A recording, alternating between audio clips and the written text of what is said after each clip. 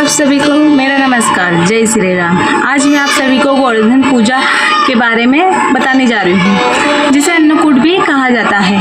कार्तिक मास की शुक्ल पक्ष की प्रतिपदा को गोवर्धन उत्सव मनाया जाता है। इस दिन बलि पूजा, अन्नकूट, मार्गपाली आदि उत्सव भी संपन्न होते हैं। यह ब्रजवासियों का मुख्य त्यौहार है। अन्नकूट या गोवर्धन पूजा भगवान कृष्ण के अवतार के बाद द्वापर युग से आरंभ हुई। गाय, बैल आदि पशुओं को स्नान कराकर फूल, माला, धूप, चंदन आदि से उनका पूजन किया जाता है।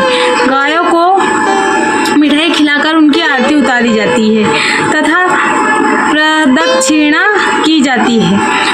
गोबर से गोवर्धन पर्वत बनाकर जल, मोली, रोली, चावल, दूध, फूल, दही तथा तेल का दीपक जलाकर पूजा करते हैं तथा परिक्रमा करते हैं।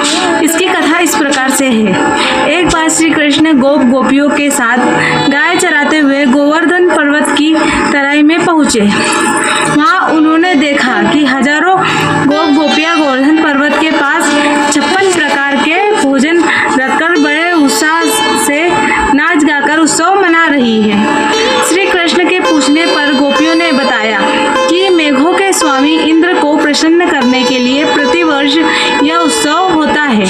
कृष्ण बोले, यदि देवता प्रत्यक्ष आकर भोग लगाए तब तो इस उत्सव की कुछ कीमत है। गोपियाँ बोली, तुम्हें इंद्र की निंदा नहीं करनी चाहिए।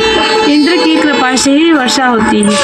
श्री कृष्ण बोले, वर्षा तो गोवर्धन पर्वत के कारण होती है।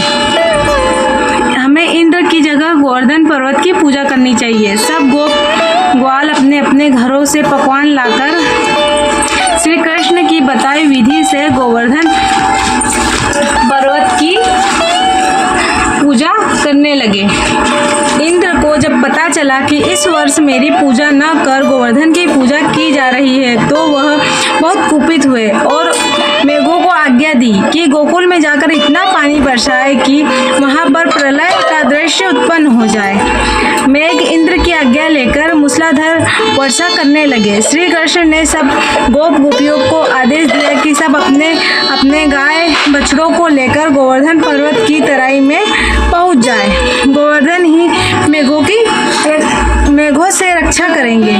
सब गोपियां अपने अपने गाय बछड़ों, बैलों को लेकर गोवर्धन पर्वत की तराई में पहुंच गए। श्री कृष्ण ने गोवर्धन पर्वत को अपनी कनिष्ठ उंगली पर उठाकर छाता तान दिया।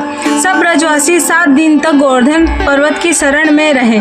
सुदर्शन चक्र के प्रभाव से ब्रजवासियों पर एक भी जल की बूंद नहीं पड़ी। ब्रह्मा जी ने इंद्र को बताया कि पृथ्वी पर श्री कृष्ण ने जन्म ले लिया है।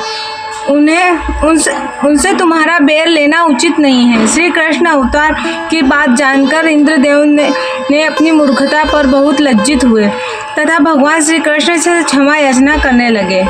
श्री कृष्ण ने 7वें दिन गोवर्धन पर्वत के नीचे रखकर ब्रजवासियों से कहा कि अब तुम प्रतिवर्ष गोवर्धन पूजा कर अन्नकूट का पर्व मनाया करो। तभी से यह पर्व अन्नकूट गोवर्धन पूजा के रूप में प्रचलित हो गया।